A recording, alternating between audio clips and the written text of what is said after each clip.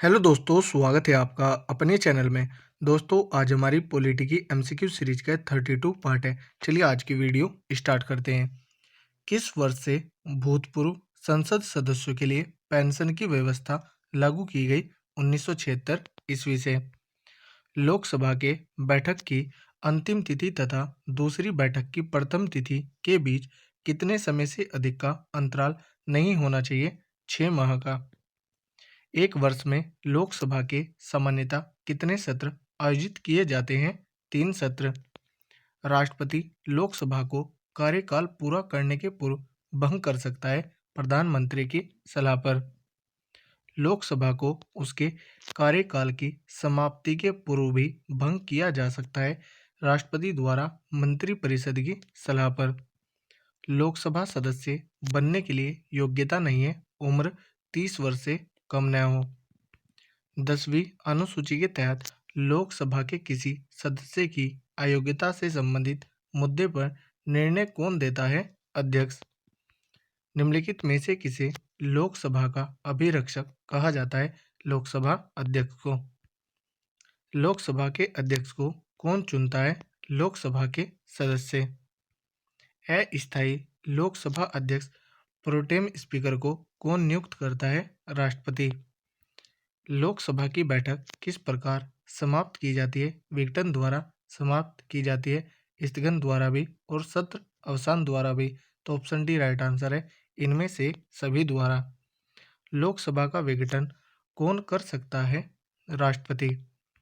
सामान्यतः 5 वर्ष की समाप्ति के पहले लोकसभा को निम्नलिखित में से किसके द्वारा विघटित किया जा सकता है? प्रधानमंत्री की संस्तुति से राष्ट्रपति द्वारा। लोकसभा की सामान्य अवधि बढ़ाई जा सकती है संसद द्वारा पारित अधिनियम से। राज्यसभा और लोकसभा की समान शक्तियां किस क्षेत्र में संविधान संशोधन करने के विषय में? लोकसभा का नेता कौन होता है? प्रधानमंत्री। लोकसभा या विधानसभा के निर्वाचन में एक उम्मीदवार अपनी जमानत की राशि को खो देगा अगर उसे कुल वैध मतों का 1/6 से कम मत प्राप्त हो। कोई वित्तीय बिल प्रस्तावित हो सकता है केवल लोकसभा में। निम्न श्रेणियों में से किसके विधेयक केवल लोकसभा में ही प्रारंभ किए जा सकते हैं? वित्त विधेयक। किसी विशेष दिन लोकसभा में अधिकतम कितने तारांकित प्रश्न पूछे जा सकते हैं? 20। लोकसभा में नामित सदस्यों की अधिकतम संख्या कितनी होती है? 2। लोकसभा व राज्यसभा की शक्तियां समान है। राष्ट्रपति के निर्वाचन के संबंध में समान है, उपराष्ट्रपति के निर्वाचन के संबंध में भी समान है और राष्ट्रपति के विरुद्ध महाभियोग के संबंध में भी समान है। तो ऑप्शन डी राइट आंसर है, उपर्युक्त सभी। अविश्वास प्रस्ताव किस सदन में लाया जाता है? लोकसभा में।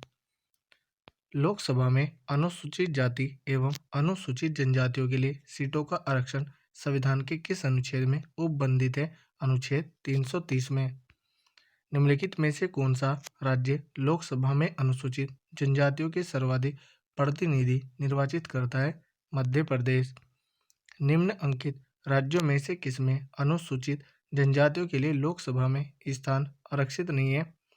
केरल तथा तमिलनाडु में आरक्षित नहीं है, पंजाब तथा हरियाणा में भी आरक्षित नहीं है, बिहार तथा उत्तराखंड में भी आरक्षित नहीं है। तो ऑप्शन डी राइट आंसर होगा, उपरोक्त सभी।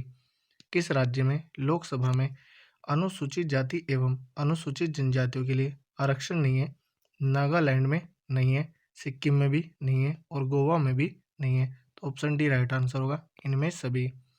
देश का वह संसदीय निर्वाचन क्षेत्र कौन सा है जिसकी सीमाएं 9 संसदीय निर्वाचन क्षेत्रों को स्पर्श करती हैं? नागौर। किस लोकसभा में निर्वाचित महिला सांसदों की संख्या सबसे कम थी? छठी लोकसभा में। किस लोकसभा में निर्वाचित महिला सांसदों की संख्या सबसे अधिक रही? 17वीं लोकसभा में। लोकसभा में मंत्रिपरिषद के विरुद्ध अविश्वास का प्रस्ताव लाने हेतु न्यूनतम सदस्य संख्या है 50।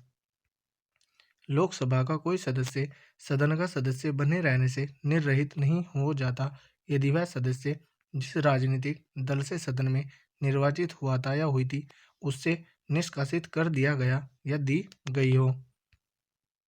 प्रथम लोकसभा की पहली बैठक कब हुई? 13 मई 1952 को। मंत्रिपरिषद किसके प्रसाद पर्यंत कार्य करती है? लोकसभा के। लोकसभा किस प्रकार मंत्रिपरिषद के उत्तरदायित्व को व्यवहारिक रूप प्रदान करती है? मंत्रिपरिषद के विरुद्ध अविश्वास प्रस्ताव पारित करती है। मंत्रिपरिषद के किसी सदस्य द्वारा प्रस्तुत किसी प्रस्ताव या विधेयक को अस्वीकार करती है। मंत्रिपरिषद के किसी मंत्री द्वारा पेश की गई धन की मांग को अस्वीकार करती है। तो ऑप्शन डी राइट आंसर होगा, उपरोक्त सभी। लोकसभा के सुरक्षित निर्वाचन क्षेत्र निम्न में से किस वर्ग के लिए नहीं है? पिछड़ा वर्ग के।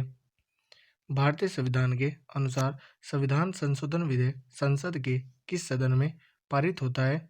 ऑप्शन डी दोनों ऊपरी और निचले सदन अलग से। भारत के राष्ट्रपति खालिस्तान की अनुशंसा पर लोकसभा को भंग कर सकते हैं मंत्रिपरिषद की। पश्चिम बंगाल में कुल खाली स्थान संसदीय सीटें लोकसभा निर्वाचन क्षेत्र हैं 42।